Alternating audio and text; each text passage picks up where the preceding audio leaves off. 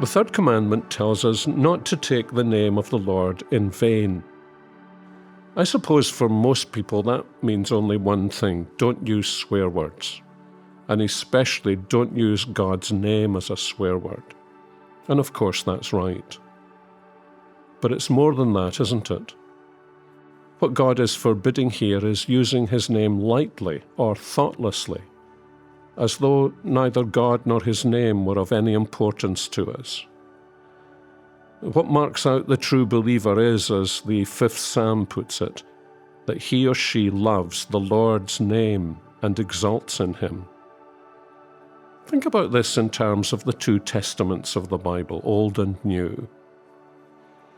You remember that in the days of the Old Testament, the high priest was to bless the people. The specific blessing, sometimes called the Aaronic benediction, is recorded in Numbers 6, verses 24 to 26. The Lord bless you and keep you. The Lord make His face to shine upon you and be gracious to you. The Lord lift up His countenance upon you and give you peace. These are beautiful words, and they describe a wonderful privilege, God shining on His people. Think about it.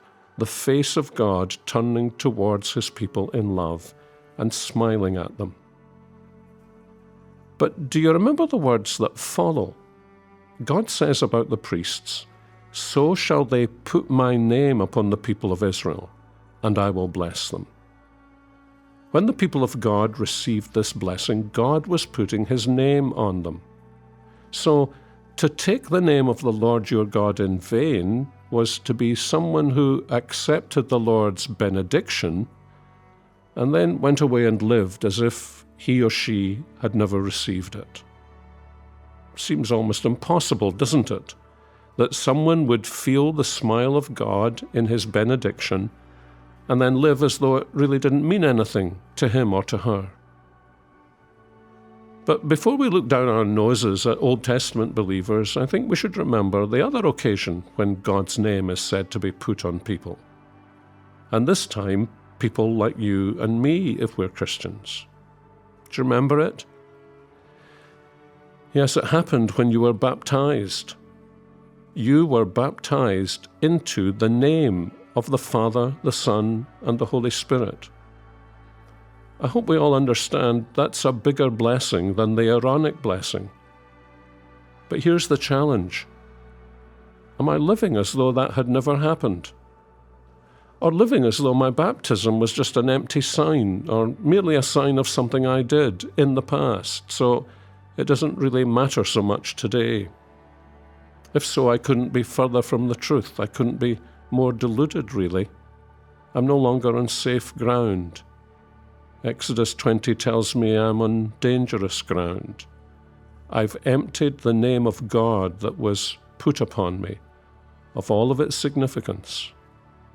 He's pronounced a benediction, but I've forfeited the blessing by the way I live. Remember how Paul found himself writing about this in Romans chapter 6, to counteract the idea that because God has been gracious to us, it doesn't really matter so much how we live, or even if we dishonor God's name. Remember how he says, "Don't you know the meaning of your baptism? Don't you know that the name of Christ was placed upon you? If the name of the Lord has been put on you in baptism, then the rest of your life should be a life in which you give yourself entirely to the Lord, whose name has been placed upon you." Somebody listening today is going to be tempted to take the Lord's name in vain, to empty their baptism of all its significance. Don't do that. Remember the family name that's been placed on you, and live as a member of the family of God.